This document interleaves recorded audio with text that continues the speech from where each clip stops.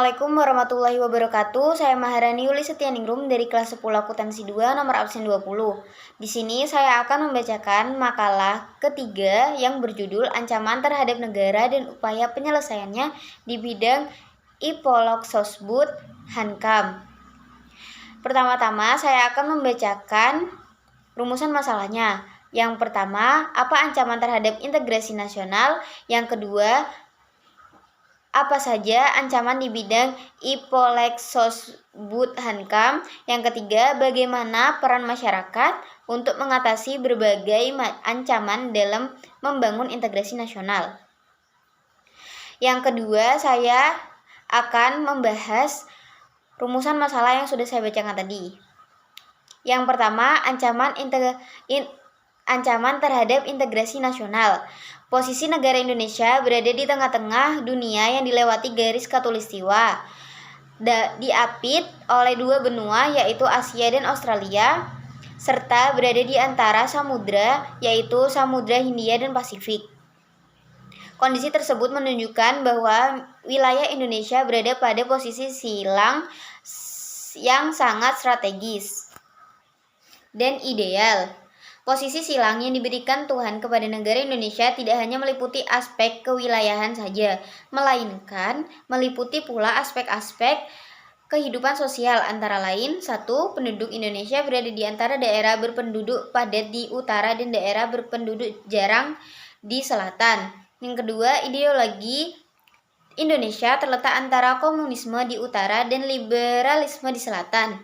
Yang ketiga, demokrasi Pancasila berada di antara demokrasi rakyat di utara, Asia daratan bagian utara, dan demokrasi liberal di selatan. Yang keempat, ekonomi Indonesia berada di antara sistem ekonomi sosial di utara dan sistem ekonomi kapitalis di selatan. Yang kelima, masyarakat Indonesia berada di antara masyarakat sosial di utara dan masyarakat individualis di selatan. Ancaman yang dihadapi bangsa Indonesia baik yang berupa ancaman militer maupun non-militer. Yang pertama, ancaman di bidang militer. Perkembangan persenjataan militer di setiap negara terus ditingkatkan. Bahkan ada negara yang memiliki senjata pemusnah massal yang berbahan kimia dan nuklir. Aktivitas ini merupakan ancaman militer yang menggunakan kekuatan bersenjata dan terorganisir. Ancaman ini dinilai mempunyai kemampuan membahayakan kedaulatan negara, keutuhan wilayah, dan keselamatan segenap bangsa. Kekuatan senjata ini dapat digunakan untuk melakukan agresi atau invasi, pelanggaran wilayah, pemberontakan bersenjata, sabotase, spionase, aksi teror bersenjata, dan ancaman keamanan laut dan udara. Yang kedua, ancaman non-militer. Ancaman non-militer pada hakikatnya ancaman yang menggunakan faktor-faktor non-militer dinilai mempunyai kemampuan yang membahayakan kedaulatan negara, kepribadian bangsa, keutuhan wilayah negara, dan keselamatan segenap bangsa.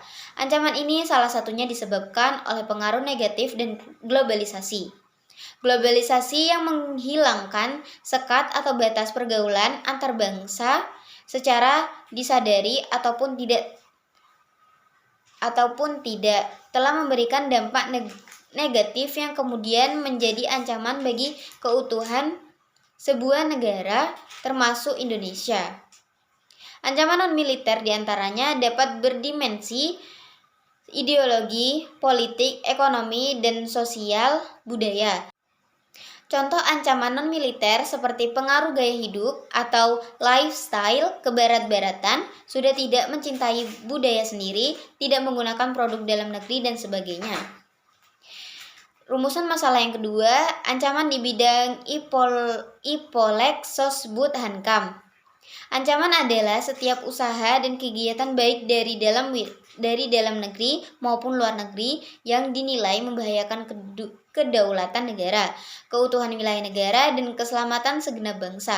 Ancaman non-militer atau nirmiliter memiliki karakteristik yang berbeda dengan ancaman militer, yaitu tidak bersifat fisik serta bentuknya tidak terlihat seperti ancaman militer karena ancaman ini berdimensi ideologi, politik, ekonomi, sosial budaya, teknologi, informasi, serta keselamatan umum.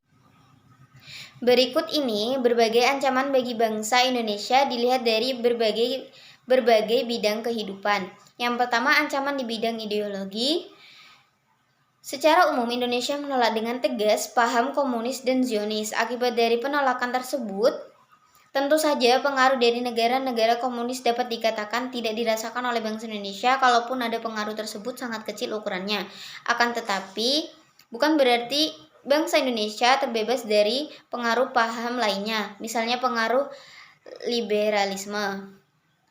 Yang kedua, ancaman di bidang politik. Ancaman di bidang politik dapat bersumber dari dalam negeri maupun luar negeri.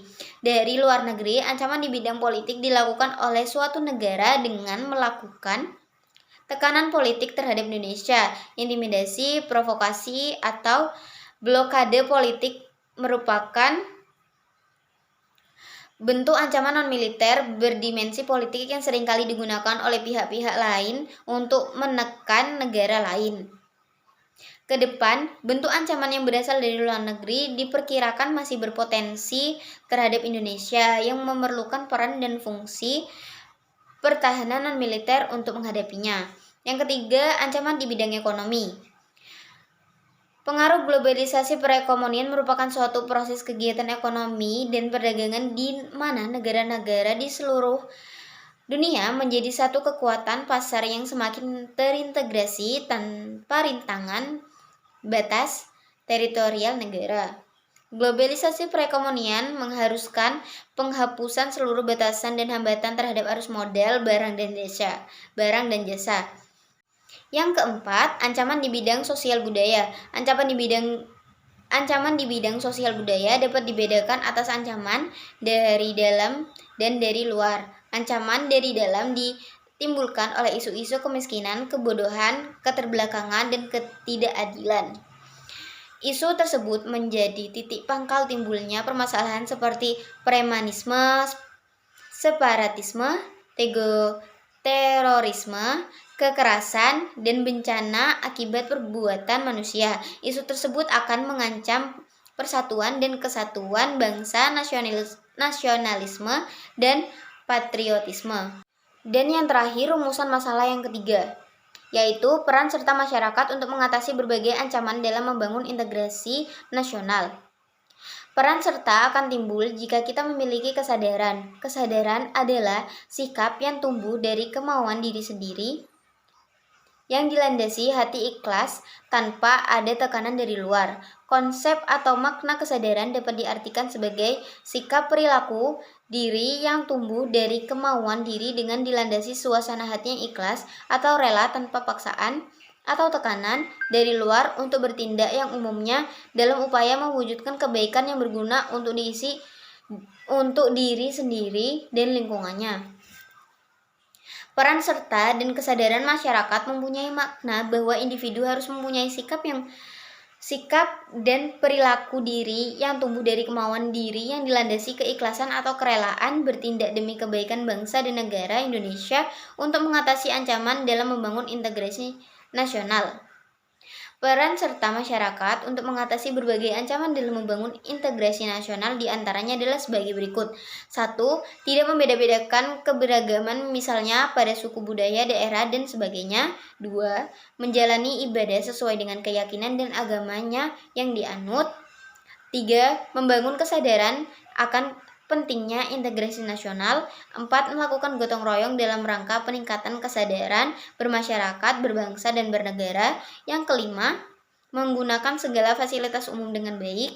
Yang keenam, mau dan bersedia untuk bekerja sama dengan segenap lapisan atau golongan masyarakat. Yang ketujuh, merawat dan memelihara lingkungan bersama-sama dengan baik. Yang kedelapan, bersedia memperoleh berbagai macam pelayanan umum secara tertib. Yang kesembilan, menjaga kelestarian lingkungan dan mencegah terjadinya pencemaran lingkungan. Dan yang kesepuluh, mengolah dan memanfaatkan kekayaan alam guna meningkatkan kesejahteraan rakyat. Yang kesebelas, menjaga keamanan wilayah negeri dari ancaman yang datang dari luar maupun dari dalam negeri. Yang kedua belas, memberi kesempatan yang sama untuk merayakan hari besar keagamaan dengan aman dan nyaman. Yang ke-13, berpartisipasi dalam kegiatan yang dilakukan dalam bermasyarakat, maksud saya dalam masyarakat dan pemerintah. Ke-14, menjaga persatuan dan kesatuan bangsa. Dan yang terakhir, 15, bersedia untuk menjaga keutuhan Negara Kesatuan Republik Indonesia. Nah, sekarang saya akan membuka untuk tanya jawab. Yang pertama dari Lutfiatun Siska Dewi. Pertanyaannya yaitu, apa saja bentuk-bentuk gangguan keamanan di laut dan udara yang harus mendapatkan perhatian dalam penyelenggaraan pertahanan negara? Yaitu, bentuk-bentuk gangguan keamanan di laut dan udara yang harus mendapatkan perhatian dalam penyelenggaraan pertahanan negara adalah pembajakan atau perampokan, penyeludupan narkoba, penyeludupan senjata, amunisi, bahkan peledak dan bahan lain yang dapat membahayakan keselamatan bangsa, penangkapan ikan secara ilegal, pencurian kekayaan di laut, dan pencemaran lingkungan. Pertanyaan yang kedua dari Maya. Apa yang dimaksud dengan ancaman? Ancaman adalah suatu usaha atau kegiatan baik dalam negeri maupun dari luar negeri yang dinilai membahayakan kedaulatan negara, keutuhan wilayah negara, dan keselamatan segenap bangsa. Jika sudah tidak ada yang bertanya, saya akan membacakan kesimpulan dari makalah ini. Kesimpulannya yaitu, posisi silang negara Indonesia tidak hanya meliputi aspek kewilayahan saja, melainkan juga meliputi pula aspek-aspek kehidupan sosial. Posisi silang Indonesia, sebagaimana diuraikan di atas, merupakan sebuah potensi sekaligus ancaman bagi integrasi nasional bangsa Indonesia. Dikatakan sebuah potensi karena akan memberikan dampak positif bagi kemajuan bangsa Indonesia serta akan memperkokoh keberadaan Indonesia sebagai negara yang tidak dapat disepelekan perannya dalam menunjang kemajuan serta terciptanya perdamaian dunia. Akan tetapi, posisi silang ini juga menjadikan Indonesia sebagai negara yang tidak terbebas dari ancaman yang dapat memecah belah bangsa. Ancaman bagi integrasi nasional tersebut datang dari luar maupun dari dalam negeri Indonesia sendiri dalam berbagai dimensi kehidupan. Ancaman tersebut biasanya berupa ancaman militer dan non-militer. Ancaman yang dihadapi oleh bangsa Indonesia dalam membangun integrasi nasional tidak hanya bersifat militer, tetapi ancaman non-militer pun tidak kalah bahayanya. Oleh karena itu, diperlukan strategi pertahanan non-militer yang tidak kalah hebat dengan strategi untuk mengatasi ancaman militer. Strategi pertahanan non-militer merupakan segala usaha yang mempertahankan kedaulatan negara, keutuhan wilayah negara Kesatuan Republik Indonesia, dan keselamatan segenap bangsa dari ancaman aspek ideologi, politik, ekonomi, sosial, budaya, keamanan, teknologi, informasi, komunikasi, keselamatan umum, dan hukum. Sekian pembacaan makalah ketiga dari saya. Kurang lebihnya mohon maaf. Wassalamualaikum warahmatullahi wabarakatuh.